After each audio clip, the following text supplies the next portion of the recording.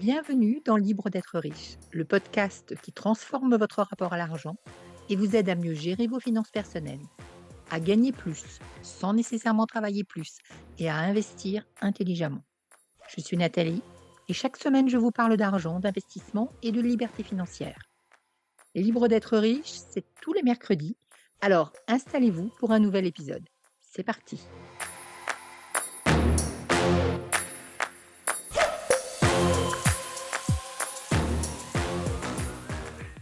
Je ne compte plus le nombre de personnes qui ont pensé à investir un jour, qui aimeraient bien, mais qui ne passeront absolument jamais à l'action. Nous allons voir dans cet épisode pourquoi les gens ont tant de mal à passer à l'action et les investissements les plus faciles pour débuter. Bien sûr que mon objectif, c'est que vous démarriez à un moment ou à un autre, et je dirais même le plus vite possible. Nous allons voir qu'il y a des investissements qui sont un petit peu plus compliqués que d'autres, mais qu'on peut aussi trouver des manières de faire qui ne soient pas compliquées. Pourquoi est-ce que vous hésitez peut-être à passer à l'action? Il y a plein de raisons, des bonnes et des mauvaises. Au titre des mauvaises, je dirais qu'il y a un certain nombre de croyances qu'on vous a mis dans la tête, que j'appelle des croyances de pauvres. Parce que c'est des croyances de personnes qui, justement, ne sont pas passées à l'action, qui, justement, sont restées dans leur situation qui ne leur convient pas forcément complètement. Et ils vont répéter que c'est difficile de gagner de l'argent, que l'argent, ce n'est pas important, ça ne fait pas le bonheur, que c'est pas bien de s'intéresser à l'argent. Les croyances de pauvres, c'est aussi de, répéter qu'il est impossible de s'enrichir. Ça marche pas, ça n'existe pas. Il n'y a pas d'investissement qui rapporte. Ou bien que l'investissement, c'est trop risqué. J'ai aussi entendu des personnes qui me disent, et parfois m'insultent d'ailleurs, pour me dire que si tu es propriétaire d'un appartement et que tu le loues, tu es un exploiteur. Si je dis à ces personnes qu'elles vont louer un appartement qui va en définitive être payé par leur locataire, elles vont me dire: «Mais comment tu oses? Tu n'as pas honte?» Pas vraiment, non. Des croyances de pauvres, c'est aussi, répondre à quelqu'un qui, dit: «Bah, tu pourrais investir. En fait, je travaille déjà 35 heures par semaine, donc je n'ai pas le temps d'investir. C'est trop compliqué, je n'ai pas le temps». Ça, ce sont des mauvaises raisons. Des mauvaises raisons de personnes qui n'ont pas encore exploré l'univers des investissements. Au titre des bonnes raisons, la première, c'est la peur. La peur de perdre, la peur de se tromper, la peur de se montrer. J'en ai récemment parlé dans l'épisode intitulé «Est-ce que vous avez peur de l'argent?» Allez l'écouter et n'oubliez pas de vous abonner pour ne pas manquer l'épisode hebdomadaire de Libre d'être riche. Si vous avez peur, la question à vous poser, elle est simple. Est-ce que vous voulez laisser la peur décider pour vous ou est-ce que vous pensez que vous pouvez investir malgré la peur? Parce que si votre idée, c'est qu'il faut attendre que la peur disparaisse pour investir, vous allez attendre longtemps. D'ailleurs, parmi ceux qui ne passent pas à l'action, il y a effectivement des personnes qui croient qu'il faut attendre avant d'investir. Attendre d'avoir de l'argent, attendre de ne plus avoir peur, attendre de ne plus être à découvert, attendre de recevoir sa prime de fin d'année, attendre d'en apprendre plus ou d'en savoir plus sur l'argent. Il faut d'abord que je me forme parce que sans quoi je ne peux pas faire. Autrement dit, pour ces personnes, la vie d'après sera mieux que la vie de maintenant. C'est probablement vrai si vous décidez d'investir dès maintenant, mais sinon, le mieux sera toujours, toujours, toujours pour plus tard. Il y aura toujours une bonne raison pour attendre avant d'investir. Reste une autre raison dont personne ne parle réellement, qui freine un certain nombre d'investisseurs potentiels. Le fait que certains investissements peuvent paraître un peu compliqués. Quand je dis un peu, ça peut être parfois beaucoup compliqué, comme la bourse ou bien l'immobilier. Alors pourquoi? Parce que pour investir en bourse, déjà, il faut savoir dans quel support loger ces titres.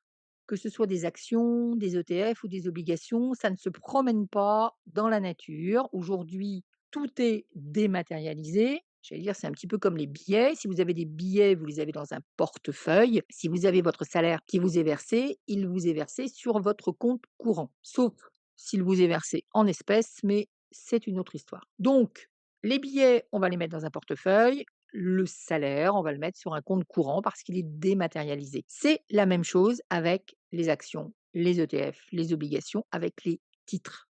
À une époque, ils étaient matérialisés par une grande feuille de papier sur laquelle il y avait marqué des jolies choses et cette jolie chose, c'était un titre et donc on pouvait effectivement le mettre dans un coffre-fort. Depuis que les titres sont dématérialisés, il va falloir choisir un support, un compte titre. Est-ce que c'est une assurance vie? Est-ce que je mets mes titres dans un PEA, plan d'épargne en action? Est-ce que je mets mes titres dans un compte titre ordinaire? Donc tout cela, c'est effectivement déjà des connaissances à avoir pour pouvoir choisir le bon support. Et certaines personnes vont juste s'arrêter là.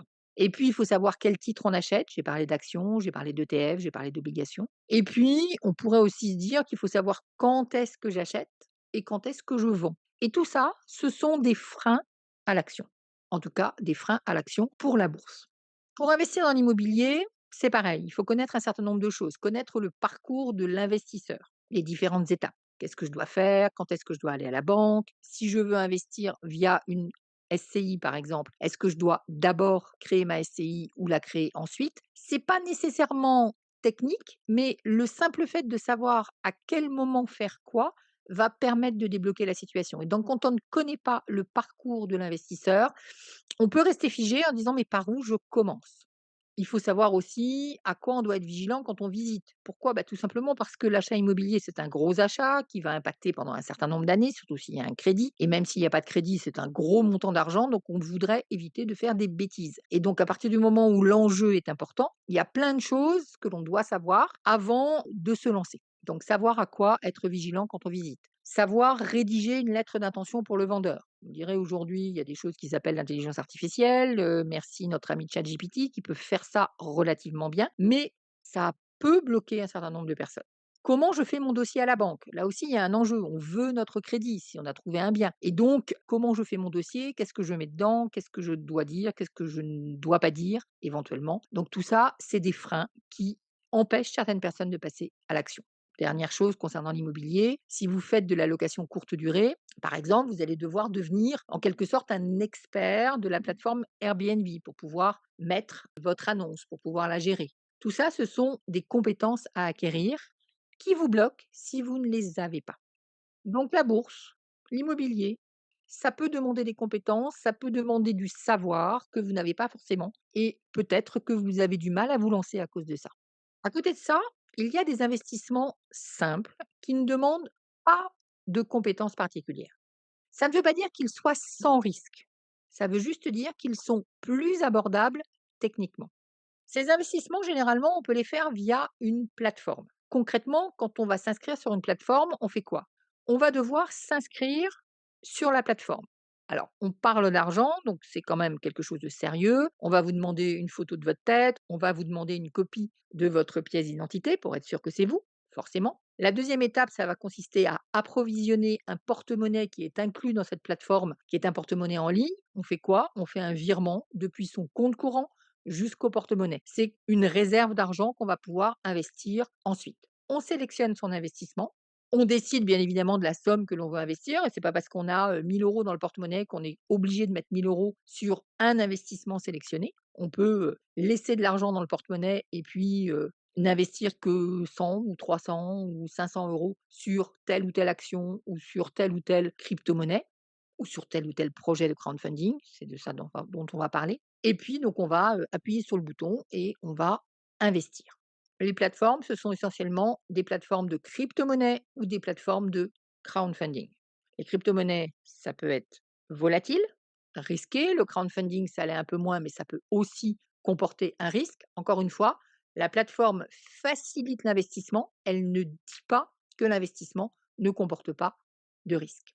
Généralement, sur une plateforme, on va avoir que des investissements de même nature, c'est-à-dire que des crypto-monnaies ou que des projets de crowdfunding. Donc c'est plus simple. On a moins à se poser la question de où on va.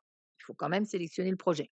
Il faut, pour que tout ça soit facile, que vous trouviez une plateforme simple à utiliser. Et certaines sont plus faciles que d'autres.